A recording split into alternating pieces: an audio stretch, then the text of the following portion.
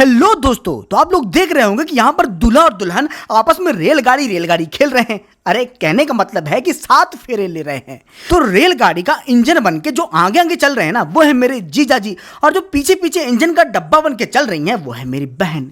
तो क्या है कि आज जीजा जी अपनी शादी के 3 से 4 महीने बाद पहली बार अपने ससुराल आ रहे हैं। अच्छा, तो जीजा जी के ससुराल आने की खुशी में इस डब्बे में क्या मंगाया है तूने? जूते? अरे नहीं नहीं, इसमें जूते नहीं है, इसमें मौजे हैं। मतलब कि इसमें मौजेदार केक है जो कि मैंने जीजा जी के स्वागत के लिए मंगाया था, जो कि जीजा जी के आने पर जीजा जी के द्वारा काटा जाएगा। लेकिन जीजा जी के द्वारा केक काटा जाए उससे पहले ही मेरे घर के द्वार पर मेरी वाइफ दरवाजे से सट के बैठी थी और क्या कर रही थी, वो अपने बैग में कपड़ों को जमा रही थी। तो जब मैं द्वार पे पहुंचा तो बीवी ने मुझसे कहा कि देखो आराम से दरवाजा खोलना, नहीं तो पता चले मैं इस कमरे से दूसरे कमरे में खिसकती हुई पहुंच जाऊं। ओए, लेकिन ये बता कि तू केक लेकर इस कमरे में आया है क्यों था? नहीं, मैंने सोचा कि केक मंगाया है तो नेहा को भी दिखा देता हूं कि किस प्रकार का है, किस फ्लेवर का है। तो नेहा को केक का प्रकार और फ्लेवर दिखाने के बाद मैं उस कमरे से बाहर निकला और फिर मैंने सोचा कि मम्मी को भी केक दिखा देता हूं। लेकिन जब मम्मी के पास पहुंचे तो मैंने देखा कि मम्मी तो सपने देख रही हैं, तो केक क्या देखेंगी। तो मम्मी को बिना केक दिखाए मैंने केक को फ्रिज में रख दिया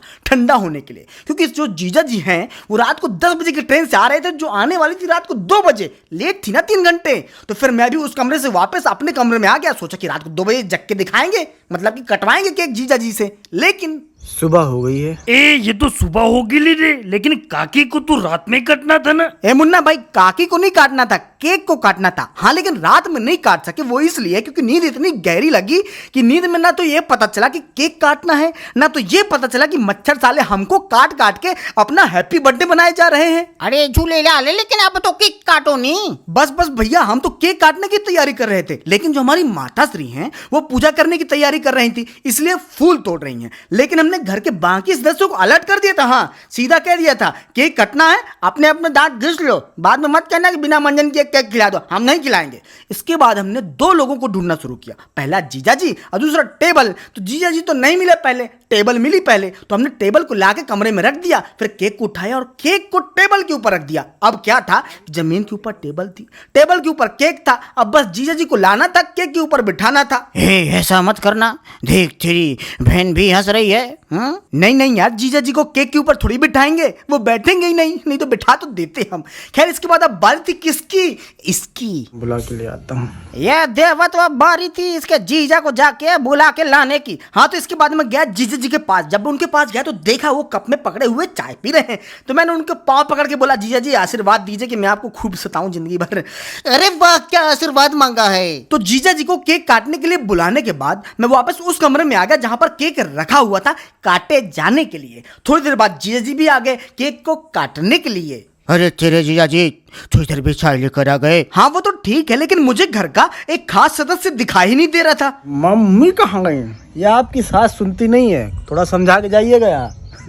जानी, अपनी मम्मी को बुलाओ और जल्दी से केक कटवाओ। क्या कर रही हैं? जल्दी से आने का। तो ये आ गई आपकी सास, मिले कि नहीं मिले? बस इसके बाद तो मैंने जीजा जी की सास की इतनी तारीफ की जीजा जी के सामने कि अब जीजा जी ही जानते होंगे। एकदम बड़ी खतरनाक है, डरना इनसे। आपको कंफर्म ना हो तो उससे पूछो।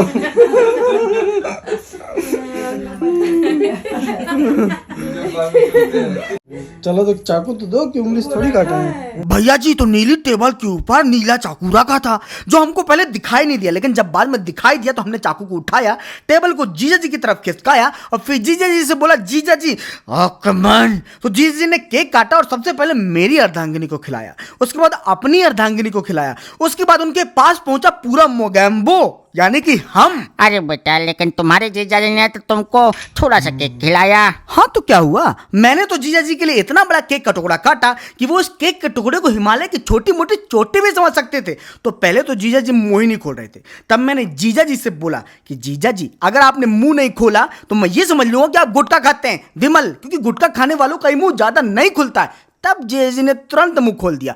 तब मैंने केक से कहा कि जा बेटा जा, गुफा के अंदर जा। अच्छा है, बहुत अच्छा है। अरे जीजा जी बोल रहे होंगे तेरे कि केक का टेस्ट बहुत अच्छा है। हाँ तो वो तो बोलना ही पड़ेगा, आखिर मैंने अपने हाथों से बुन के जो केक खिलाया था। खैर अपने साले से केक खाने के बाद जीजा जी ने मेरे साले के हाथों से केक खाया और अब बारी थी जीजा जी के और स्वागत की तैयारी करने के बारे में सोचने की। अब जा रही लाऊं मैं सिटी। तो दोस्तों मेरे सिटी जाने के दो कारण थे। पहला कि जीजा जी के लिए कपड़े लाने थे और दूसरा कि घर के लिए कुछ सब्जियां लेनी थी जो मम्मी गेट पे खड़े खड़े बता रही हैं, यानी कि क्या क्या लाना है, जैसे कि आलू टमाटर भिंडी कितना कितना लाना है, जैसे कि 1 किलो 2 किलो 3 किलो। तो मम्मी ने गेट पे खड़े खड़े मुझे ये सब बताया और जैसे ही अंदर गई मैंने आप लोगों को अपना दर्द बताना शुरू किया। मम्मी बोल रही थी मैं जाके सब्जी लाऊंगी, तो मैंने बोला अब काहे को, बारिश का मौसम है तो आप भी परेशान होने जाएंगी, तो वो परेशानी मुझे दे दीजिए, वो पैसे भी मुझे दे दीजिए जिनसे सब्जी लाएंगे, लेकिन पैसे नहीं दिए, परेशानी दे दी।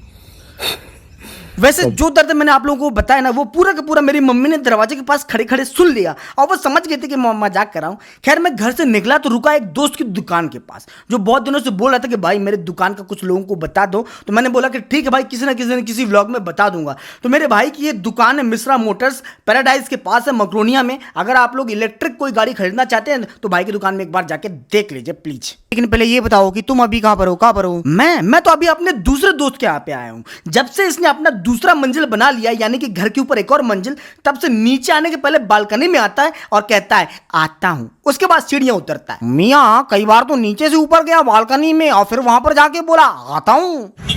आपको ये जो पीपी पॉपो की आवाज सुनाई दे रही है ना, ये हमारे यहाँ की सब्जी मंडी यानी कि बजरिया की पीपी पॉपो है। तो यहाँ पर पहुंचने के बाद सबसे पहले हम लोग पहुंचे आलू लेने के लिए। तो आलू की शक्ल देख के मुझे याद आया कि मेरी शक्ल अगर थोड़ी सी और छोटी होती ना तो आलू की शक्ल और मेरी शक्ल का कलर एकदम मैचिंग होता भाई साहब। खैर आलू लेने के बाद वहां की बगल की दुकान से हम लोगों ने लिए टमाटर, फिर टमाटर लेने के बाद उसके बगल से लिए हम लोगों ने लौकी, फिर थोड़ा और आगे गए और वहां से लिया ये गुलदस्ता। अरे धर्म जी वो गुलदस्ता नहीं है, गोभी का फूल है, फूल। खैर सब्जी लेने के पहले ही मेरे दिमाग में एक खुराफात सूझ गई थी जीजा जी को परेशान करने की। और खुराफात ये थी कि जीजा जी के लिए नए कपड़े लेने के पहले मैंने सोचा कि उनको पुराने कपड़े पहनवाएंगे जो हमारी सब्जी मंडी में 20-30 रुपए में मिलते हैं यहीं पर। तो मैंने यहाँ से जीजा जी के लिए 50 रुपए की मस्त शर्ट ली और 50 रुपए का मस्त काला काला पैंट लिया। दोनों में कई जगहों पर खिड़कियां बनी हुई थी यानी कि फटे हुए थे, लेकिन मैंने सोचा कि जीजा जी को बोल दूंगा कि जीजा जी ये तो डिजाइन है, नया जमाना है, मॉडर्न है। तो दोस्तों मैं अपने जीजा जी के लिए सब्जी ले ही चुका था, मतलब कि कपड़े ले ही चुका था कि तभी वहां पर कुछ दोस्त आए जो अपने वीडियो देखते हैं। मुझे सच में इन लोगों से मिलकर बहुत अच्छा लगा। क्या है कि इनकी यहीं पर सब्जी मंडी में चाय की दुकान है, यहां पर जहां पर ये उंगली दिखा रहा है। तो अगर कभी आप सागर में आए, मकरोनिया में आए, सब्जी मंडी के आसपास घूमे तो यहां से एक चाय का कप जरूर पी के जाएं। तो इन दोस्तों से मिलने के बाद अब भरी थी कपड़ों को पैक कराने की। अब चलेगा जैसा पहना हूँ। सब पहनी हुई है तुम्हारी? नहीं मैं सोचा तुम खुद ने पहन की दुकान खोल ली। अच्छा वो ये बोल रहे हैं कि पहनी हुई है, मैं भी पहनता हूँ ऐसा बोल रहा है। मैं सोचा कि सब पहन के बेच रहे फिर। घर के लिए सब्जी और जीजा जी के लिए पुराने कपड़े लेने के बाद मैंने सोचा कि सबसे पहले कपड़े और सब्जी घर में रखते हैं, उसके बाद वापस बाजार जाते हैं जीजा जी के लिए नए कपड़े लेने के लिए। तो मैं घर में पहुंचा पुराने कपड़े और नई सब्जी लेके। ये सब्जी आलू टमाटर गोभी भिंडी गिलके। क्या हुआ, तुम लौकी की तरह क्यों लेती है? अगर नेहा ने जवाब दे दिया तो तेरा मुंह करेले की तरह कड़वा हो जाएगा। हाँ जी वो तो पता है मना। खैर इसके बाद मैंने मम्मी को मम्मी की अनमोल चीजें सौंप दी जैसे कि आलू टमाटर गोभी लौकी वगैरह वगैरह। और फिर हम लोग निकले जीजा जी के लिए नए कपड़े लेने के लिए। पहुंचे कहां पर? चौराहे पे कहां पे? पैंटलून की दुकान पे। तो पैंटलून की दुकान पर पहुंचते हम लोग गए ऊपर वाले माले पे और फिर भाई साहब से कहा कि भाई साहब हमको पैंट दिखा दीजिए। इतना सुनते ही भाई साहब ने पैंट पे पैंट दिखाने शुरू कर दिए। लेकिन तुम पैंट में इतने ध्यान से चेक क्या कर रहे हो? भाई साहब मैं पैंट में दो ही चीजें चेक कर रहा था, एक जीजा जी की कमर का नंबर और दूसरा पैंट में छपे दाम का नंबर। अरे ओ देखो ये सब तो करना ही पड़ता है, समझते हो? जी बिल्कुल समझता हूँ, करना पड़ता है। इसलिए हम लोग सारे कपड़े लेने के बाद यहाँ से बाहर निकले। अब मैं आप लोगों को चिल्ला के बताना चाहता हूँ कि सारे कपड़े कितने के हैं। चलो बताओ चिल्ला के। 4000 रुपए। जी भैया तो मैंने 4000 रुपए के कपड़े लिए जीजा जी के लिए, या फिर आप लोग ये भी कह सकते हैं कि मैंने 4000 रुपए का चूना लिया अपने लिए। तो जीजा जी के लिए कपड़े लेके मैं घर आ गया हूँ। ये मम्मी बैठी है, वाइफ बैठी है। और ये बैठे हैं नए कपड़े जो मैं अभी लेकर आया हूँ। इसके बाद मैंने अपनी मम्मी और अपनी पत्नी दोनों को बता दिया कि अपुन का मस्त इरापचिक प्लान क्या है।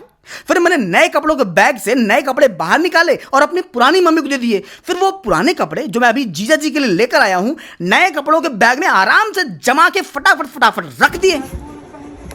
चलिए तो फिर अब जीजा जी को गिफ्ट देते हैं जो लाए हैं उनके लिए। ये लीजिए, पहन के बताइए कैसे लग रहे हैं। अरे अपन को लगता है कि तेरे जीजा जी को तेरे ऊपर शक हो गया है। हाँ मुझे भी ऐसा लगा, लेकिन जीजा जी का शक जो है वो यकीन में नहीं बदला, इसलिए उन्होंने शर्ट और पैंट पहन लिए। पर दो दिक्कतें हुई।